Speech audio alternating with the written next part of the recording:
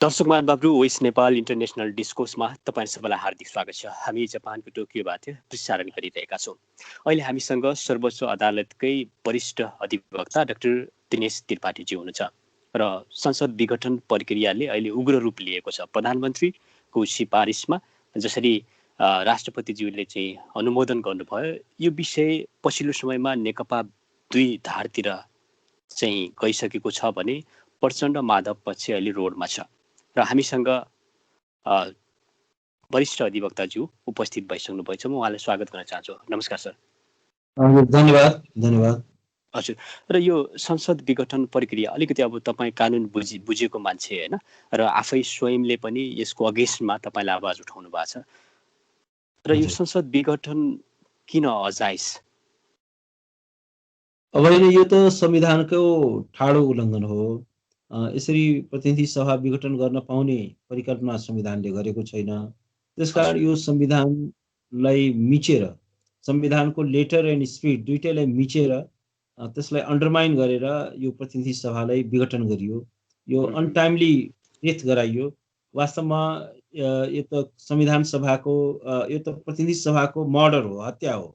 यो त हत्या गरिएको हो र वास्तवमा यो संविधानलाई नै एउटा हत्या गर्न खोजिएको छ। संविधानको नै हत्या भएको हो, किनभने प्रधानमन्त्रीले गरे र प्रधानमन्त्रीको यो कदमलाई राष्ट्रपति महोदयको पनि साथ र समर्थन रह्यो। त्यसकारण प्रधानमन्त्रीज्यूलाई मलाई चाहिँ हक अधिकार छ, मलाई राइट छ, मैले गर्न पाउँछु र मैले जनतामा चाहिँ यो अधिकार दिदिए भन्नुभएको छ उहाँले। होइन, उहाँलाई केही पनि उहाँले यो सम्बन्धमा अधिकार छैन। संविधानले त्यसरी विघटन गर्न पाउने परिकल्पना नै गरेको छैन, किनभने प्रतिनिधि सभा भनेको it's a temple of democracy. त्यहाँ जनताका प्रतिनिधिहरू हुन्छन्। उहाँले ताजा जनादेश भनेर रट्ट लगाउनु भएको छ, तर कुनै पनि निर्वाचन संविधानको विरुद्धमा निर्वाचन हुँदैन। संविधानलाई हत्या गरेर त्यो निर्वाचनले त्यसलाई जस्टिफाई गर्दैन, त्यसलाई भिडले जस्टिफाई गर्दैन। र एउटा कुरा के हो भने प्रधानमन्त्रीले यो प्रतिनिधि सभा विघटन गर्नुभएको छ। अहिले उहाँले ताजा जनादेशको न्यारेटिभ अगाडि सार्नु भएको छ, तर उहाँले चुनाव गराउने उहाँको कुनै मकसद छैन। उहाँले चुनाव गराउनुहुन्न। वास्तवमा के छ भने उहाँ चाहिँ पावर चाहिँ क्याप्चर गरेको, स्टेट क्याप्चर गरेको हो। जुन प्रधानमन्त्रीले एउटा डाक्टर दिनेशजी, प्रधानमन्त्रीज्यूले चुनावको लागि तीव्र तयारी गरिसक्नु भएको छ र अहिले एआइजी विश्वराज पोखरेलज्यूको नेतृत्वमा, जो चाहिँ भावी प्रहरी प्रमुख पनि हुनुहुन्छ, उहाँको नेतृत्वमा 77वटै जिल्लामा तयारीको पनि भव्य तयारी पनि हुँदैछ र वैशाख 17 र 27मा निश्चित छ। तपाईँ कसरी भन्दै हुनुहुन्छ कि निश्चित छैन? त्यो एउटा कुरा के हो, त्यो डेट किन तोकियो? कसले तोक्यो? निर्वाचन होइन, मिति तोक्दैमा निर्वाचन हुँदैन। जस्तो योभन्दा अगाडि पनि द्वन्द्वको दौरानमा, सशस्त्र द्वन्द्वको बेलामा पनि प्रतिनिधि सभा विघटन गरिएको थियो र एउटा के न्यारेटिभ अगाडि सारियो भने ल चुनाव गराउँछौँ भन्ने एउटा न्यारेटिभ अगाडि सारिएको थियो। त्यो बेला के भयो भने यो द्वन्द्वको कारणले, सशस्त्र द्वन्द्वको कारणले गर्दाखेरि निर्वाचन हुन सकेन। अहिले पनि के हो भने सशस्त्र द्वन्द्वभन्दा पनि खतरनाक परिस्थिति छ, किनभने अहिले त यो कोभिड छ। यो कोभिडको यत्रो संक्रमणको जोखिम छ र अब अमेरिकामा चुनाव भयो भनेर हुँदैन, किनभने त्यहाँ चाहिँ के छ भने सेफ्टी मेजर्सहरू धेरै छ। त्यहाँको हेल्थ इन्फ्रास्ट्रक्चर धेरै स्ट्रङ छ। त्यहाँ चाहिँ भ्याक्सिन पनि आइसकेको छ। यहाँ नेपालमा पनि आएको भ्याक्सिन अब कतिजनाले त्यो जम्मा 10 लाख डोज छ, त्यो एकजनाले 10 लाख सहयोग गरेको छ, अनुदान पर्याप्त छैन। त्यसकारण के भने एउटा म्यासिभ स्केलमा यो कोभिडको महामारी चाहिँ फैलिन सक्छ। अर्को कुरा के हो भने प्रधानमन्त्रीको एउटा बदनियत कहाँबाट देखिन्छ भने प्रधानमन्त्रीले निर्वाचन नगराउने एउटा सम्भावना कहाँबाट पनि देखिन्छ भने प्रतिनिधि सभाको विघटन गर्ने प्रधानमन्त्रीले, जहाँ पनि पार्लियामेन्ट्री डेमोक्रेसी हुन्छ र नेपालको पनि यो परम्परा रहेको छ कि प्रधानमन्त्रीले रिजाइन गर्छ। विघटनको सिफारिस गर्ने प्रधानमन्त्रीले आफ्नो पदबाट पनि रिजाइन गर्छ, तर उहाँले आफ्नो पदबाट रिजाइन गर्नुभएको छैन। उहाँले एउटा अहिलेको यो सरकारको यदि चुनाव मात्रै एउटा एजेन्डा हो भने यत्रो संख्याको मन्त्री किन चाहियो? किनभने यो सरकार किन उहाँले मन्त्री परिषद विस्तार गर्नुभयो? डाक्टर दिनेश त्रिपाठीज्यू, ओके, डाक्टर दिनेश त्रिपाठीज्यू, टु दी पोइन्टमा आएर तपाईँ कुरा गर्नुहोस्। यो असंवैधानिक छ। तपाईँहरू न्यायमूर्ति पनि हो होइन, र सुप्रिम कोर्ट हामी त अहिले हामी लयर कानुनको लयर हो। हामी पनि अध्येता कानुनको व्याख्या गर्ने हामी पनि हो। हजुर अन्तर्राष्ट्रिय कानुन बुझेको मान्छे हो तपाईहरु। आज साँचो बताइदिनु पर्ने हुन्छ एकदम बुझ्ने भाषामा। असंवैधानिक कसरी भयो? नेपालको संविधान 2072 के यति सजिलैसँग संसद विघटन गर्ने प्रक्रिया छ त्यहाँ? प्रधानमन्त्रीज्यूले जुन कदम चाल्नु भयो। त्यस कारण के छ भने प्रधानमन्त्रीले जुन कदम चाल्नुभयो, जस्तो प्रधानमन्त्री जस्तो यो संविधानको धारा जुन 76 छ, त्यो संविधानको धारा 76 भनेको चाहिँ के छ भने त्यसले विघटनलाई असम्भव तुल्याएको छ।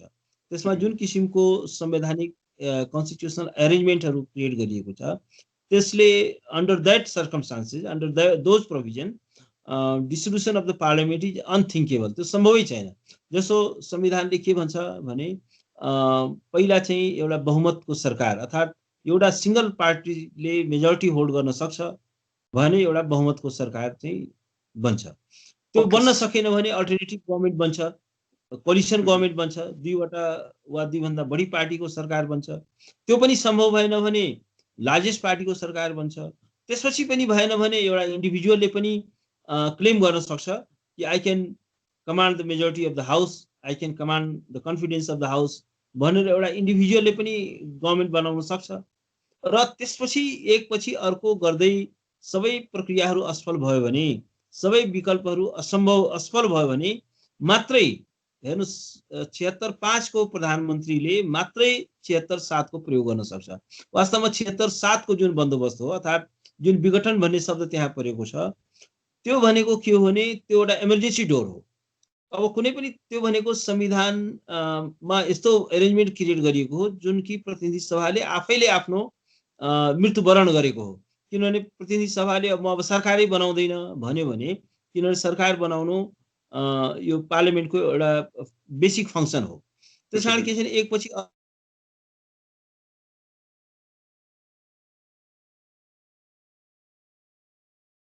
भने बल्ल त्यस्तो स्थितिमा मात्रै 76.5 को प्रधानमन्त्री भनेको त्योभन्दा अगाडि 3वटा विकल्पहरू रित्याइसकेको हुनुपर्छ। 76.5 को सरकार बन्छ। त्यो प्रधानमन्त्रीले मात्रै एउटा इमर्जेन्सी डोरको रूपमा अब चाहिँ असम्भव भयो, अब प्रतिनिधि सभाले सरकार बनाउन सकेन हो, त्यस्तो एउटा बाध्यात्मक स्थितिमा मात्रै चाहिँ एउटा इमर्जेन्सी एउटा प्रावधान राख्यो कि प्रतिनिधि सभा विघटन हुने। तर प्रधानमन्त्रीजी आफै एउटा हास्यास्पद कुरा गर्नुहुन्छ। उहाँ भन्नुहुन्छ मसँग 2/3 बहुमत छ। 2/3 बहुमत भएको प्रधानमन्त्रीले किन विघटन गर्न पाउँछ?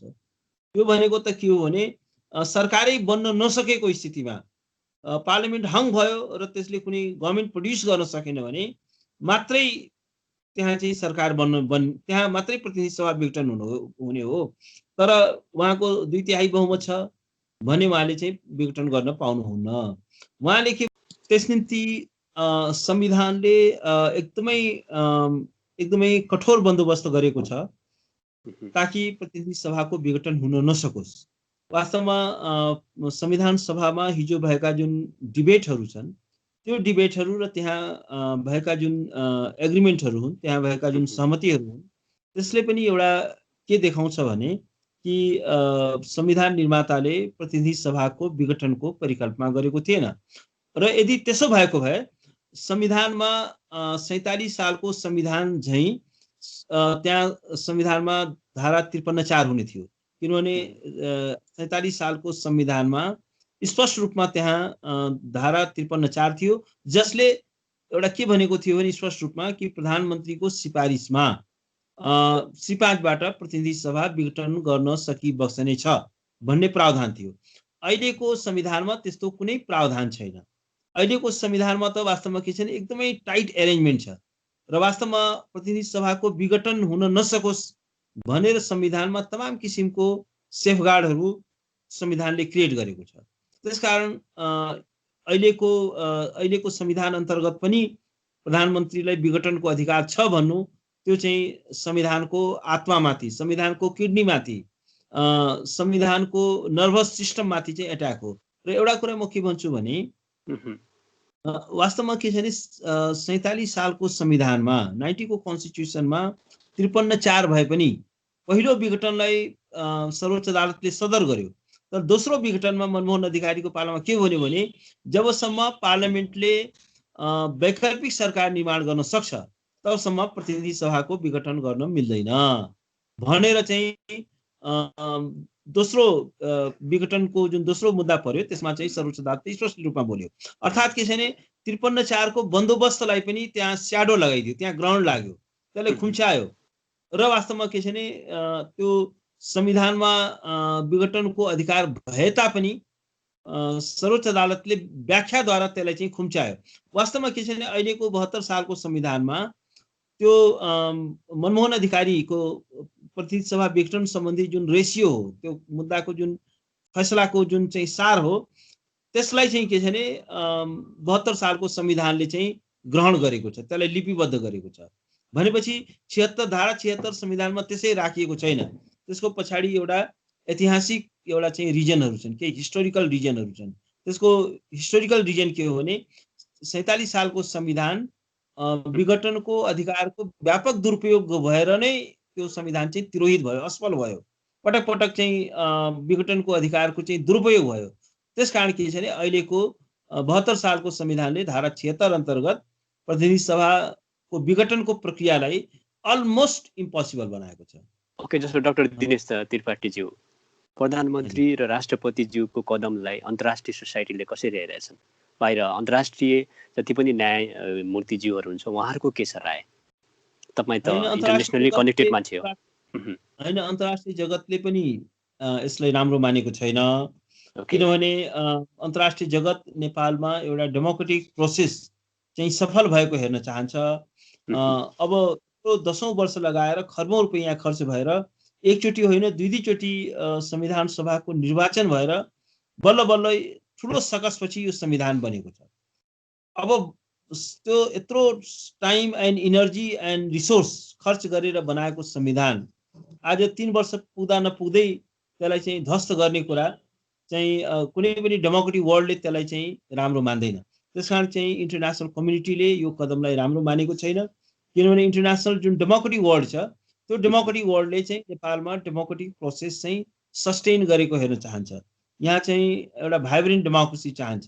त्यस निम्ति के हो भने यो प्रधानमन्त्री ओलीको जुन कदम छ यसलाई चाहिँ कसैले पनि रुचाएको छैन। अहिले केही वर्ष 1-2 वर्ष अगाडि एउटा हार्वर्डका प्रोफेसरहरूले एउटा स्टडी गरेका छन्, हाउ डेमोक्रेसी डाइज, लोकतन्त्र कसरी मर्छ। त्यसमा चाहिँ यस्तै कुराहरूको व्याख्या गरिएको छ, किनभने न्यू बर्न डेमोक्रेसीहरू जुन भर्खरै जन्मिएका लोकतन्त्रहरू कसरी असफल हुँदैछन् भन्ने विषयमा व्याख्या गर्दाखेरि एउटा निष्कर्ष के पनि रहेको छ भने त्यो पुस्तकमा कि यो जुन डेमोक्रेटिक इन्स्टिट्युसन्सहरू हुन्छन्, जुन रिप्रेजेन्टेटिभ इन्स्टिट्युसन्सहरू हुन्छन्, त्यसको अथोरिटीलाई अन्डरमाइन गरिन्छ, त्यसलाई फङ्सन गर्न दिँदैन, त्यसलाई चाहिँ त्यसलाई भूमिका विहीन तुल्याइन्छ। त्यो पनि एउटा रिजन हो कि यो न्यू बर्न डेमोक्रेसीहरू चाहिँ के छ भने अकालमै उनीहरू मृत्युवरण गर्छन्। वास्तवमा नेपालको लोकतन्त्रले अकालमै मृत्युवरण गर्न लगाइँदैछ। यसलाई चाहिँ मर्डर गरिएको छ, मर्डरिङ द न्यू बर्न कन्स्टिट्युसन। प्रधान न्यायाधीशप्रतिको एउटा किसिमको अविश्वास बढ्दो छ हैन, त्यसलाई कुन रूपमा लिँदै हुनुहुन्छ? अब होइन, एउटा म के भन्छु भने अहिले यो सर्वोच्च अदालतलाई एउटा हिस्टोरिक अपर्च्युनिटी पनि हो, किनभने सर्वोच्च अदालतले एउटा संविधानको रक्षा गर्यो, संविधानमाथि भएको आक्रमणलाई चाहिँ बाट चाहिँ संविधानको रक्षा गर्न सफल भयो, नागरिक अधिकारको रक्षा गर्न सफल भयो र एउटा डेमोक्रेटिक इन्स्टिट्युसन्सलाई बचाउन सफल भयो। प्रधानमन्त्रीले यसलाई चाहिँ मार्न खोजिरहेका थिए, संविधानलाई मार्न खोजिरहेका थिए, लोकतन्त्रलाई मार्न खोजिरहेका थिए, किनभने यो खालि प्रतिनिधि सभाको मात्रै यो हत्या होइन, किनभने एउटा रिप्रेजेन्टेटिभ इन्स्टिट्युसन जो एउटा लोकतान्त्रिक इन्स्टिट्युसनै भएन भने त्यहाँ चाहिँ लोकतन्त्र हुँदैन। त्यसमा चाहिँ अदालतले आफ्नो भूमिका निर्वाह गर्यो, आफ्नो संवैधानिक भूमिका निर्वाह गर्यो र संविधानको अक्षरलाई टेकेर, संविधानको भावनालाई टेकेर, संविधानको लेटर एन्ड स्पिरिटलाई टेकेर अदालतले संविधानको रक्षा गर्यो र नेसनलाई एउटा असफल राष्ट्र बनाउनबाट रोक्यो। किनभने अहिले वास्तवमा के छ भने यदि प्रधानमन्त्रीको यो कदम सदर भयो भने मुलुक चाहिँ एउटा धेरै ठुलो क्राइसिसमा जान्छ, पोलिटिकल क्राइसिस पनि हुन्छ, कन्स्टिट्युसन क्राइसिस पनि हुन्छ र लोकतन्त्रको हत्या हुन्छ, लोकतन्त्र सफाया भएर जान्छ। त्यसकारण यसमा अहिले अदालत सर्वोच्च अदालतले एउटा महत्त्वपूर्ण भूमिका खेल्न सक्छ। एउटा यसको चाहिँ इमेज अलिकति केही कुराहरूले गर्दाखेरि, केही फैसलाहरूले गर्दाखेरि अलिकति यसप्रति अविश्वास पनि आएको छ। तर यो एउटा यस्तो अवसर हुनेछ कि अदालतको गरिमा र सम्मान बढ्नेछ। र वास्तवमा के हो भने, किनभने डेमोक्रेसी भनेको हाम्रो संविधानको बेसिक स्ट्रक्चर हो, आधारभूत संरचना हो। यो आधारभूत संरचना बच्यो भने मात्र यो संविधान बच्छ। र एउटा कुरा के हो भने, यो एउटा कुरा हामीले के बुझ्नु पर्यो भने, डेमोक्रेसी भनेको निर्वाचन मात्र होइन। डेमोक्रेसी भनेको चाहिँ के छ भने एउटा स्टेबल गभर्नमेन्ट पनि हो। डेमोक्रेसी भनेको एउटा चाहिँ गुड गभर्नेन्स पनि हो। डेमोक्रेसी भनेको एउटा एकाउन्टेबिलिटी पनि हो। डेमोक्रेसी भनेको चाहिँ के छ भने नेसनको चाहिँ एउटा प्रोग्रेस पनि हो। एउटा भनाइ के छ भने, जस्तो अहिले एउटा नेरेटिभ के गरियो भने चुनाव हुँदैछ, चुनाव गराउने ताजा जनादेश। एउटा कुरो त यो चुनावै हुँदैन। अर्को कुरा, चुनाव भएछ भने पनि त्यो चुनाव चाहिँ अनकन्स्टिट्युसनल हुन्छ, किनभने संविधानले चाहिँ पिरियोडिक इलेक्सनको 5 वर्षमा एकचोटि निर्वाचनको परिकल्पना गरेको छ। जस्तो श्रीलङ्कामा पनि त्यहाँको सर्वोच्च अदालतले त्यहाँ प्रतिनिधि सभा विघटन गरिएको बेलामा रेस्टोर गर्यो र के भन्यो भने, इलेक्सन भनेको चाहिँ त के छ भने कन्स्टिट्युसन भन्दा बाहिर गएर इलेक्सन गराउनुको अर्थ छैन। पिरियोडिक इलेक्सन भनेको चाहिँ के छ भने अवधि पुगेपछि हुने हो। जसरी एउटा के भनिन्छ भने, डेमोक्रेसीको एउटा हार्टबिट, एउटा धड्कन, मुटुको धड्कन भनेको के हो भने इलेक्सन हो। इलेक्सनै भएन भने पनि लोकतन्त्र हुँदैन। तर जसरी एउटा ह्युमन बिइङको हार्टबिट चल्दै चलेन भने पनि पर्सन विल बी डाई। तर यदि हार्टबिट चाहिँ एकदमै छिटो चल्यो, एकदमै ब्लड प्रेसर हाई भयो भने पनि त कोल्याप्स गर्छ नि मान्छे। त्यसकारण इलेक्सनै नहुँदा पनि लोकतन्त्र समाप्त हुन्छ। तर 6 महिनामा इलेक्सनै मात्र गराइरह्यो भने त्यहाँ लोकतन्त्र टिक्छ त? त्यत्रो अहिले कोभिडको भ्याक्सिन किन्नलाई चाहिँ हामीले दान खोज्दै हिँड्नुपर्ने अवस्था छ। तर चाहिँ के छ भने, तर अब यत्रो खर्चिलो इलेक्सन चाहिँ पिपुलले एफोर्ड गर्न सक्छ, नेसनले एफोर्ड गर्न सक्छ। यत्रो चाहिँ के छ भने कोभिडको क्राइसिस छ। आज नागरिकको चाहिँ औषधि गराउने पैसा छैन। निर्वाचन फर वाट? निर्वाचन त एउटा 5 वर्षपछि पुगेपछि निर्वाचन एउटा स्वाभाविक प्रक्रियामा हुन्छ। त्यो नै एउटा स्टेबल डेमोक्रेसीको चाहिँ एउटा चाहिँ फिचर हो। जस्तो अमेरिकामा यत्रो ट्रम्प जस्तो मान्छे हुँदा पनि त 4 वर्षमै इलेक्सन गराइयो भने बिचमै 2 वर्षमा त चुनाव गराइएन। त्यसकारण के हो भने एउटा चाहिँ इलेक्सनको चाहिँ एउटा स्टेबिलिटी हुन्छ। र यसले चाहिँ के छ भने यसले मात्रै समाधान दिँदैन। त्यसकारण पहिलो कुरा के छ भने हामीले एउटा constitutional democracy, we have been adapted the constitutional democracy. र सरकारको टिओआर भनेको त्यो चाहिँ संविधानले चाहिँ कोडिफाई गरेको छ। र त्यसभन्दा बियोन्डमा गएर कार्य गर्ने अधिकार छैन। संविधानलाई हातमा लिने, कानुनलाई हातमा लिने अधिकार प्रधानमन्त्रीलाई पनि छैन, अरू कुनै निकाय वा पदाधिकारीलाई पनि छैन। ओके, दर्शक महानुभावहरू, हामीसँग अहिले सर्वोच्च अदालतका वरिष्ठ अधिवक्ता डाक्टर दिनेश त्रिपाठीजी हुनुहुन्छ। दिनेश सर, हामी कार्यक्रमको अन्त्यतिर पनि छौँ। अलिकति केही प्रश्नहरू छन्, 2-3वटा प्रश्नहरू सर्टकटमा जवाब दिइदिनु होला। जस्तो प्रधानमन्त्रीज्यूले चालेको कदम गलत छ, असंवैधानिक छ भने सर्वोच्च अदालतले अब यो संसद विघटन प्रक्रियालाई बदर गर्छ त? होइन, अब यो विचाराधीन मुद्दा हो, त्यस कारण म त्यसै त भन्दिनँ। तर एउटा कुरा के हो भने हामी आशा गरौँ कि संविधानको एउटा लेटर एन्ड स्पिरिटलाई टेकेर सर्वोच्च अदालतले आफ्नो संवैधानिक भूमिका चाहिँ निर्वाह गर्नेछ भनेर आशा गरौँ। र संविधानको बरखिलाफमा सर्वोच्च अदालत जाँदैन। संविधानलाई अपहोल्ड गर्ने, संविधानको जीवन्ततालाई। ओके, जस्तो नेकपाकै अर्को धार प्रचण्ड र माधव कुमार नेपाल पनि रोडमै हुनुहुन्छ होइन, र त्यसै गरी नेपाली काङ्ग्रेस पनि रोडमै देखिन्छ, र यो जति पनि अन्य दलहरू, जसपा लगायतका अन्य दलहरू पनि रोडमै छन्। व्यापक विरोध भइरहेछ कि यो नै समस्याको समाधान हो, यसले काम गर्ला? होइन, यस्तो छ, अब यो संविधान चाहिँ एउटा जनआन्दोलनको उपज थियो। पिपुलले एउटा सडकमा आएर एउटा जनआन्दोलन मार्फत आफ्नो सार्वभौम इच्छा चाहिँ अभिव्यक्त गरेका थिए, आफ्नो चाहिँ डेमोक्रेटिक डिजायर चाहिँ अभिव्यक्त गरेका थिए। त्यसकारण this constitution is product of people's movement. त्यस निम्ति के छ भने अब यो संविधान खतरामा परेको बेलामा नागरिक सडकमा आउने कुरालाई चाहिँ हामीले अन्यथा भन्न मिल्दैन। किनभने जुन संविधान बनाउनको लागि जुन आफ्नो पिपुलहरू सडकमा आएका थिए, त्यो संविधानको रक्षाको लागि उनीहरू नागरिकहरू सडकमा आउनु, जनता सडकमा आउनु चाहिँ त्यो चाहिँ एउटा स्वाभाविक छ, आउनु पनि पर्छ। किनभने संविधानको बारेमा, लोकतन्त्रको बारेमा यदि तपाईँ निदाएर बस्नुहुन्छ, आफ्नो अधिकारको बारेमा निदाएर बस्नुहुन्छ भने एउटा भनाइ के छ भने liberty lies in the heart of the people, when it dies there no law, no court and no constitution can save it. लोकतन्त्र भनेको, स्वतन्त्रता भनेको, लिबर्टी भनेको मान्छेको मुटुमा निवास गर्छ।